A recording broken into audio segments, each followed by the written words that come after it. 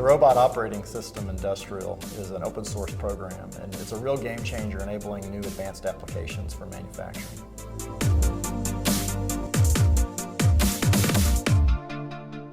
This is Russ Waddell for IMTS TV, and I'm here at AIM 2015 in Detroit with Paul Evans from the Southwest Research Institute.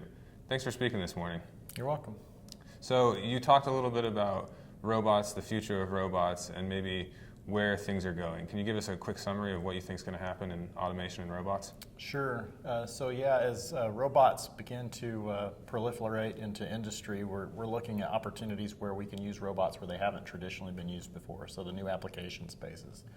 So when we look at those new application spaces, we start to think about things like robots doing one-off tasks, robots working in high-mix, low-volume applications, automatic path planning, more intuitive user interfaces, and robots working alongside humans, just to name a few. So you kind of said that there wasn't a whole lot of new applications for robotics. It was sort of the same couple of jobs and applications. What are the traditional robotics areas that you think have kind of been the focus for robots historically?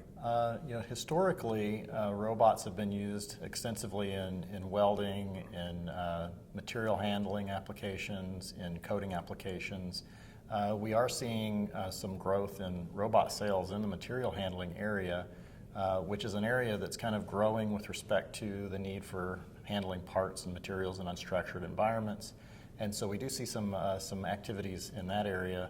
And then in the other space, the other space is kind of a mixture of lots of different activities where we're just looking at how do you use robots in applications that traditionally haven't had robots in there. You mentioned unstructured space. What does that mean? Yeah. So it means that trying to use robots in an area where maybe parts aren't necessarily hard fixtured, you don't necessarily know what part's coming down through your process next, and maybe you require the ability to mobily move the robot to the part instead of the part to the robot. So that creates kind of this unstructured environment that you're trying to deal with, where you're trying to, you need advanced capabilities in grasp planning, manipulation in an environment where you want to avoid obstacles that may be dynamically changing within your workspace. It sounds like flexibility is really the name of the game with a lot of this stuff. Yeah, that is key, yes. Are we trying to make robots more like people? What's the implications for people?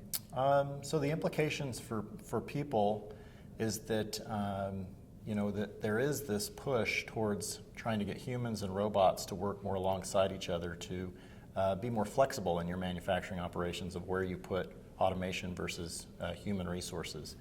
And so that's kind of one of the areas that we're seeing as a growth area is how do you actually get humans and robots to work cooperatively together.